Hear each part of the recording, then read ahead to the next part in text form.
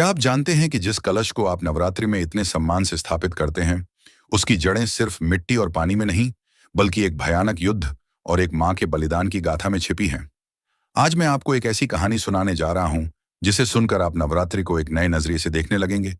ये कथा उस समय की है जब सृष्टि पर एक दानव का कहर टूटा था और इस संकट को खत्म करने के लिए एक ऐसी शक्ति का उदय हुआ, जिसकी कल्पना भी किसी ने नहीं की थी। ठहरिए और सुनिए उस कलश की कहानी, जो सिर्फ एक परंपरा नहीं, बल्कि एक अमर प्रतीक है। आज मैं आपको एक ऐसी कहानी सुनाने जा रहा हूं, जिसे सुनकर आप नवरात्रि को हमेशा के लिए एक नए नजरिए से देखने लगेंगे।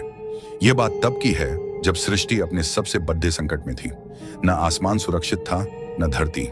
चारों ओर केवल हाहाकार, त्राहिमाम और एक दानव की क्रूर हंसी गूंज रही थी। उस दानव का नाम था महिषासुर। उसने अपनी अजेय शक्ति से तीनों लोगों को अपने पैरों तले रौंद दिया था। देवताओं का गौरव, अर्षियों की तपस्या और मनुष्यों की शांति, सब कुछ एक एक करके राख बन रहा था। हर तरफ बस एक ही सवाल था, अब क्या होगा? क्या यह अंत है? ब्रह्मा, विष्णु, महेश, तीनों देव जो सृष्टि के रक्षक हैं, वह भी उस दानव के आगे असहाय से लग रहे थे। महिषासुर ने अपनी क्रूरता की हद पार कर दी थी। वह देवताओं को अपमानित करता, उनकी शक्तियों को छीन लेता और उन्हें अपनी दास्ता स्वीकार करने के लिए मजबूर करता। देवलोक का सिंहासन खाली पड़ा था, क्योंकि इंद्र को महिषासुर ने अपने बल से पराजित कर दिया था। स्वर्गलोक, जो कभी खुशियों और प्रकाश से जगमगाता था, आज अंधकार और भय की गिरफ्त में था। आप कल्पना कीजिए उस समय की निराशा, उस समय का डर, जब आपके सबसे शक्तिशाली रक्षक भी घुटनों पर आ गए हों। देवताओं ने हार मान ली थी। वे सब मिलकर उस जगह पहुंचे जहां त्रिदेव बैठे थे। उनके चेहरों पर न कोई तेज था, न कोई आशा, सिर्फ एक गहरी उदासी और पराजय का भाव। उन्होंने एक एक करके महिषासुर के अत्याचारों की कहानी सुनाई। बताया कि कैसे उसने न केवल उनके शस्त्र छीने, बल्कि उनके सम्मान को भी रौंद डाला।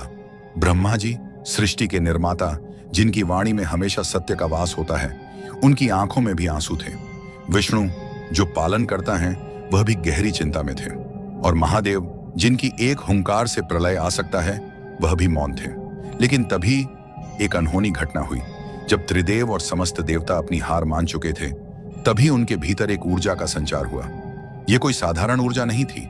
यह क्रोध, निराशा और दर्द से जन्मी हुई एक ज्वाला थी। यह त्रिदेवों और सभी देवताओं के सामूहिक तेज से बनी एक अद्भुत शक्ति थी। उनकी आंखों से, उनके मुख से, उनके भीतर से एक प्रकाश पुंज निकला। यह प्रकाश धीरे धीरे एक अद्भुत रूप में बदलने लगा। यह कोई पुरुष नहीं था, न कोई साधारण प्राणी। यह एक स्त्री थी। यह स्त्री जो अब उनके सामने प्रकट हुई थी, वह हजारों सूर्यों के तेज से भी अधिक चमक रही थी। उनका सौंदर्य इतना अलौकिक था कि देखने वाले अचंभित रह गए।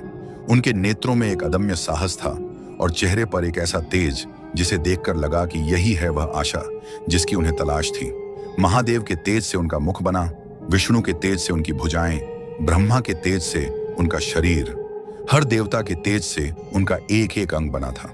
यह देवी कोई और नहीं, बल्कि आदि शक्ति मां दुर्गा थी। देवताओं ने अपनी हार का दुख भूलकर उन्हें प्रणाम किया। मां दुर्गा ने गरज कर कहा, मैं महिषासुर का अंत करूंगी। यह सुनकर देवताओं में एक नई आशा की लहर दौड़ गई। लेकिन क्या यह इतना आसान था? महिषासुर तो अजेय था। जब मां दुर्गा ने महिषासुर के विनाश का संकल्प लिया, तो देवताओं ने उन्हें अपने सबसे शक्तिशाली अस्त्र शस्त्र दिए। महादेव ने अपना त्रिशूल दिया, विष्णु ने अपना सुदर्शन चक्र, इंद्र ने अपना वज्र और वरुण ने अपना पाश। हर देवता ने अपनी शक्ति का सर्वश्रेष्ठ अंश उन्हें अर्पित कर दिया। मां दुर्गा का यह रूप इतना शक्तिशाली था कि उसे देखकर देवता भी भयभीत हो गए। उनकी 10 भुजाओं में 10 शक्तिशाली अस्त्र शोभायमान थे। उनके एक हाथ में शंख था, जिसकी ध्वनि से ब्रह्मांड कांपता था, और दूसरे में खडिडा डियचग, जिसकी धार महिषासुर की मृत्यु का संकेत थी। महिषासुर को जब यह खबर मिली कि एक स्त्री उसके साथ युद्ध करने आई है, तो वह हंसने लगा। उसकी हंसी में घमंड और अहंकार की गूंज थी। उसने अपने सबसे शक्तिशाली सेनापतियों को भेजकर मां दुर्गा को बंदी बनाने का आदेश दिया। लेकिन महिषासुर को पता नहीं था कि वह जिस शक्ति को एक साधारण स्त्री समझ रहा था, वह स्वयं काल का भी काल है। मां दुर्गा ने अपने पहले ही प्रहार में महिषासुर के सभी सेनापतियों को धूल छटा दी। रक्त बीज जैसा भयानक दानव भी उनके सामने टिक नहीं पाया। उसकी हंसी अब डर में बदल चुकी थी। महिषासुर ने देखा कि उसकी सारी सेना नष्ट हो चुकी है, तो वह स्वयं युद्ध के मैदान में आया। उसकी आंखों में क्रोध की अग्नि जल रही थी। उसका विशाल शरीर उसकी भयानक गर्जना और उसकी अजेयता का घमंड, सब कुछ मिलकर उसे एक ऐसी शक्ति बना रहे थे जिसे पराजित करना असंभव लगता था। युद्ध शुरू हुआ। धरती कांप उठी, आसमान में बिजली कड़कने लगी। यह कोई साधारण युद्ध नहीं था, यह धर्म और अधर्म की लड़ाई थी। मां दुर्गा ने अपने सिंह पर सवार होकर महिषासुर का सामना किया। मां दुर्गा के प्रहार इतने तीक्ष्ण और शक्तिशाली थे कि महिषासुर के शरीर पर गहरी चोटें आने लगी। लेकिन हर बार जब वह घायल होता तो अपनी मायावी शक्तियों से अपना रूप बदल लेता। कभी भैंसे का रूप धारण करता, कभी शेर का, तो कभी हाथी का। उसकी मायावी शक्तियों ने मां दुर्गा को भी एक पल के लिए भ्रमित कर दिया। जब भी मां दुर्गा उसके एक रूप को नष्ट करती तो वह तुरंत दूसरा रूप धारण कर लेता। यह देखकर देवताओं में फिर से निराशा छाने लगी। क्या यह दानव सच में अमर है? क्या इसे हराना सच में असंभव है? मां दुर्गा ने एक गहरी सांस ली। उन्हें समझ आ गया था कि यह युद्ध केवल बल से नहीं जीता जा सकता। महिषासुर की कमजोरी उसकी मायावी शक्ति नहीं, बल्कि उसका घमंड था। मां ने अपने क्रोध को शांत किया और अपनी बुद्धि का प्रयोग किया।